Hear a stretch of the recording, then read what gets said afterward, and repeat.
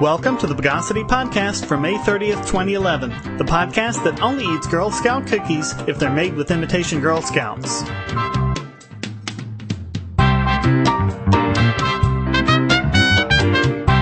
This is your host, Shane Killian. Let's have a beef with the news of the bogus. Last week, this podcast reported not one but two cases of the Indiana Supreme Court saying that illegal searches are okay. Now the U.S. Supreme Court has followed suit. In an 8-1 majority, the court found that police officers may enter a home without warrant or probable cause if there are sounds of scurrying, which may be people destroying evidence. Despite the fact that diseases like pertussis, also known as whooping cough, soar everywhere that anti-vaxxers have their way and get the vaccination rate to drop, they nonetheless continue unabated. Despite the fact that numerous preventable diseases, many of which result in the death of children, especially infants too young to be vaccinated, rise everywhere they are able to lower the vaccination rate, they continue to push their agenda, not caring the first thing about the incredible harm they cause and the unthinkable tragedies that result from their actions every time parents lose a child to one of these diseases. It's gotten so bad that in New South Wales, doctors are actually warning parents of newborn infants to keep their children at home for risk of these infants contracting pertussis. When you max out your credit cards, what do? You cut back on expenses and try to pay them down. Of course you do. What should your employer do when his business can't borrow any more money? The same thing. How would you feel if, instead of cutting back, he spent more and raided your pension fund to pay for it? Well, that's exactly what the federal government has started doing. In case you were thinking it's just the American government that's been missing a few brain cells lately, a committee of the Council of Europe, a cooperative union with 47 member states, is considering a ban on mobile phone and Wi-Fi networks in schools.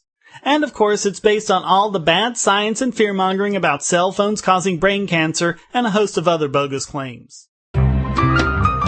In related news, another laughably bogus story going around says that cell phones can harm the sperm in adult males when phones are worn around the belt or in pants pockets. A survey of 2,000 men showed that men who talk on their cell phones every day had a lower quality of sperm, whatever that means, than men who didn't use cell phones.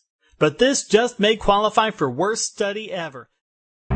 A few years ago, the National Health Service, the government-run healthcare system in the UK, was officially limited in its permissible waiting times for medical procedures to 18 weeks. If you talk to the nutty proponents of universal healthcare, they take an even unbelievable 18-week wait as a sign of government healthcare working, and insist that no one is waiting any longer. Well, statistics have just shown them to be wrong, and these statistics don't come from some wonky libertarian think tank, they come from the NHS itself. Currently, over 10% of NHS patients wait longer than 18 weeks for medical procedures, the highest it's been since mid-2008. Now it's time to move your investments overseas to protect them from this week's biggest bogon emitter. USA Today has published a column calling the concerns over the growing U.S. national debt hype, using arguments that would get them laughed out of an Econ 101 class. After laughably claiming that big debts are good business practice, they begin with the incredibly bogus statement, quote, "The United States generates approximately $14.5 trillion in GDP each year and carries, currently, $4.3 trillion in debt. That represents a debt-to-income ratio of roughly 1-to-1. No, it doesn't! GDP is not income. GDP is the total amount of production of all goods and services in the economy. GDP measures the productivity of all businesses and consumers in the United States. Now it's time to bang our gavel on the head of this week's Idiot Extraordinaire. UK Court Judge Justice Keith made a ruling on a case against a 19-year-old woman who stabbed her mother. Her defense was that at the time, she was possessed by the spirit of her dead grandmother. So what did Keith do?